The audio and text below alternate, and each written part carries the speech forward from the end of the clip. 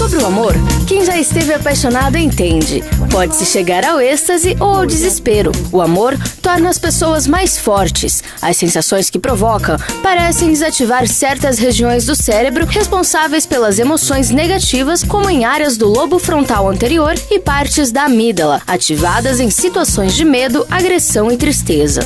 O amor tem sido uma temática de discussão diversificada das ciências humanas e sociais e principalmente da psicologia. Amar é um fenômeno neurobiológico complexo, baseado em atividades cerebrais que envolvem inúmeros mensageiros e atores químicos. Para os românticos, o amor sempre foi um capricho do coração e desde sempre foi concebido como um fenômeno místico, por vezes espiritual ou apenas físico, mas sempre foi forte o bastante para determinar o nosso comportamento. A ideia contemporânea de amor surge do pensamento grego, que pressupõe 3 tipos de amor: Eros, Filia e Caritas. Eros é originado do pensamento platônico e lembra amor romântico, aquele que talvez seja o mais próximo deste conhecido atualmente. Este tipo de amor está ligado à falta, ou seja, ao sofrimento. Seria aquele amor que busca ser alcançado. Já o amor filia está próximo ao pensamento de Aristóteles e encontra-se relacionado a um desejo de partilhar a companhia do outro, principalmente se for através da virtude. É querer o bem do outro. Mas é preciso compreender que o amor é um acontecimento químico associado a compostos químicos que atuam no corpo, sobre o cérebro particularmente, e transmite todas as sensações e comportamentos associados ao fato de estar apaixonado.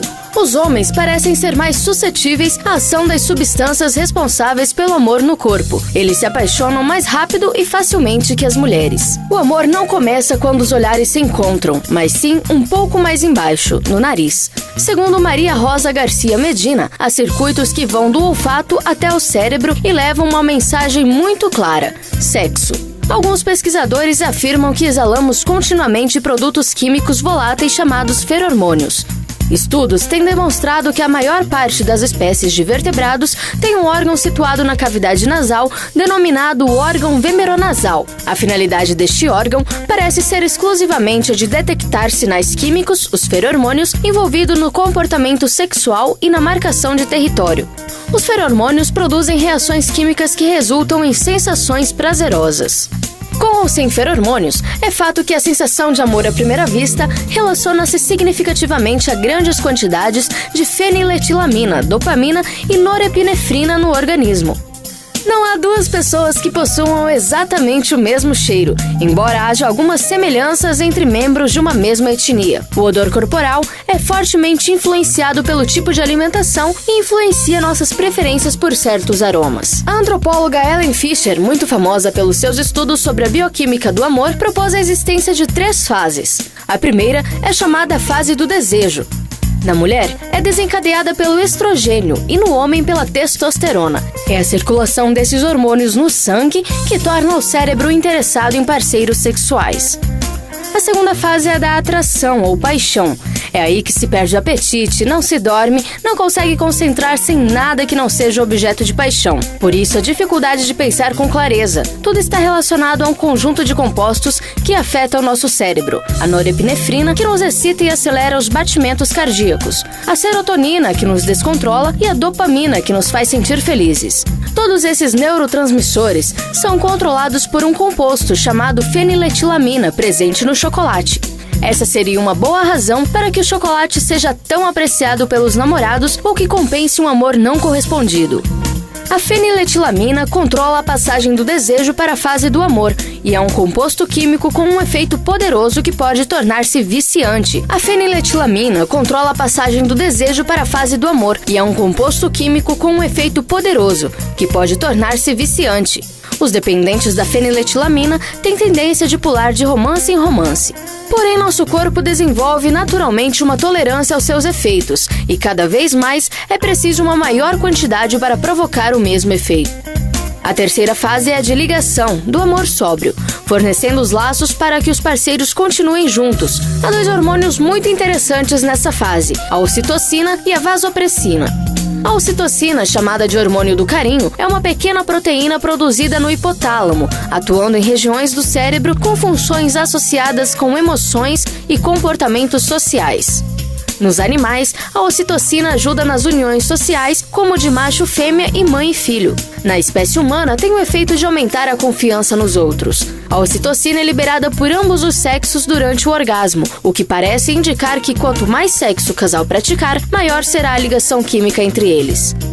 A vasopressina é hoje conhecida como o hormônio da fidelidade. Todos os animais sentem prazer no sexo, mas a vasopressina permite associar esse prazer a características específicas de um parceiro, como o odor.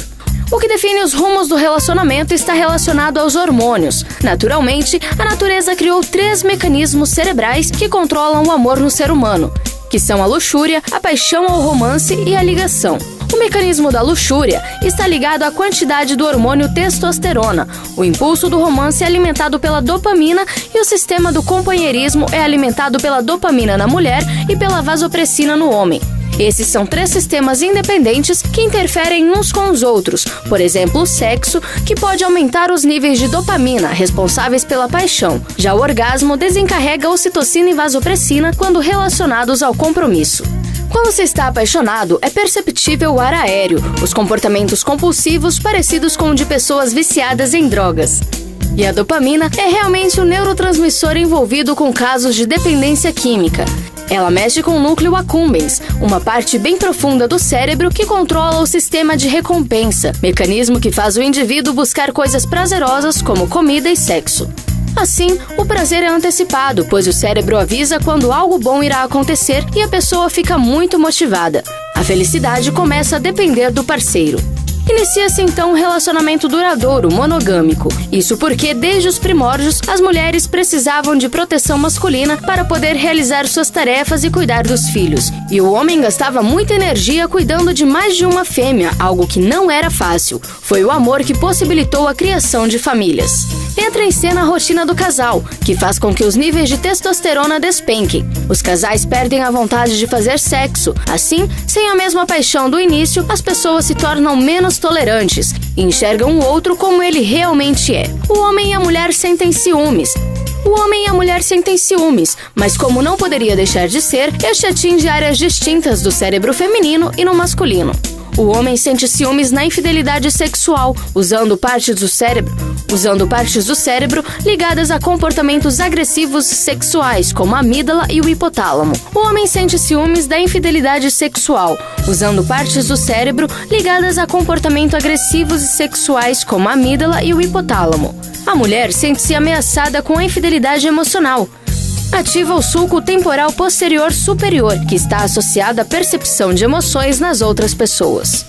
Quando o relacionamento termina, sua reação ocorre em 2 partes. A primeira é o protesto, pois o cérebro estava acostumado com a recompensa da pessoa amada. Então, busca-se sempre ter aquilo de volta. A pessoa entra em pânico, e isso acontece com o sistema de estresse do organismo. E assim, produz dopamina, o que faz a pessoa sentir-se mais apaixonada ainda. A segunda parte é a da aceitação.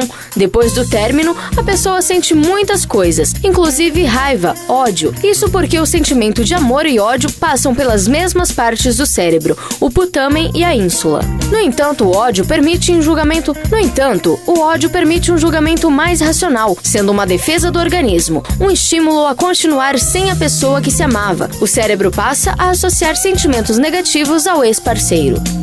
Há um tempo limite, na teoria, para a duração da paixão. Os seres humanos são programados biologicamente para se sentirem apaixonados por mais ou menos 18 a 30 meses, um tempo suficiente para o casal se conhecer, copular e ter um filho. O amor causa uma revolução no organismo, seu fim também. Porém, quando uma relação acaba, a mente tende a voltar ao seu estado inicial, e a melhor solução para um coração partido é começar outro relacionamento.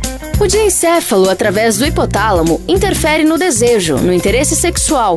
Também recolhe as informações que chegam do exterior e dos hormônios, controlando-os e dando as respostas da excitação sexual, ejaculação, sensações de prazer e regulando as respostas emocionais e afetivas no comportamento sexual. O sistema límbico discrimina e seleciona os estímulos, reconhecendo os sinais de saciedade e inibindo o comportamento sexual. Os neurotransmissores cumprem uma função indispensável na ativação do impulso sexual, como, por exemplo, quando as carícias e beijos levam à lubrificação vaginal e à ereção peniana. A feniletilamina está fortemente associada à paixão. Ela é uma molécula natural semelhante à anfetamina, e a sua produção no cérebro pode ser desencadeada por eventos tão simples como uma troca de olhares ou um aperto de mãos. Os sentidos e a paixão. O sistema visual está mais ligado ao amor romântico nos homens, sendo a fonte de estimulação sexual mais importante que existe. Os homens mostram mais atividade numa pequena região cerebral associada à integração de estímulos visuais. No homem, existem numerosos estímulos visuais envolvidos na atração sexual, como a forma de mover-se, um olhar, um gesto, inclusive a forma de vestir-se, são estímulos que, enquanto potencializam a capacidade de imaginação do ser humano, podem resultar mais atraentes que a contemplação pura e simples de um corpo nu. Quando duas pessoas que não se conhecem e se encontram em uma festa, ambos se olham e imediatamente se avaliam, o que ativa o neocórtex, especializado em selecionar e avaliar. O primeiro nível de avaliação de ambos será o biológico. Tem orelhas, 2 pernas e etc. E, enfim, geneticamente saudável. Depois, a análise continua por padrões baseados na experiência de cada um, tipos físicos reforçados como positivos pelos pais, amigos e meios de comunicação. Reforçados como positivos pelos pais, amigos e meios de comunicação. Tato, a pele com qual amamos. Mais do que simplesmente um dos sentidos, o tato é resultante de muitos ingredientes. Sensibilidades superficiais, epidérmicas e dérmicas, profundas como a proprioceptiva ligada a movimento, vontade de explorar e atividade motora, emoções, memória e imaginação. Existem cerca de 5 milhões de receptores do tato na pele, que enviam impulsos nervosos ao cérebro através da medula. O contato físico é a forma de comunicação mais íntima e intensa dos seres humanos. Segundo alguns estudos, até os mais insignificantes contatos físicos têm notáveis efeitos. Nós realmente sentimos com o olho da mente. Uma região do cérebro envolvida no processamento do sentido da visão é também necessária para o sentido do tato. Os resultados obtidos pelo grupo de pesquisa demonstram que uma região do córtex cerebral associada à visão é ativada quando os humanos tentam distinguir a orientação através do tato. Mesmo que o amor e a paixão um dia acabem, esses sentimentos já deixaram marcas permanentes e lembranças que perduram por toda a nossa vida. Apesar de estarmos apenas agora desvendando alguns dos mistérios desses sentimentos, a sua contribuição para o espírito criativo da humanidade são inegáveis e levaram à produção de algumas das maiores obras de artes da humanidade, com um único objetivo: chamar a atenção e agradar ao ser amado.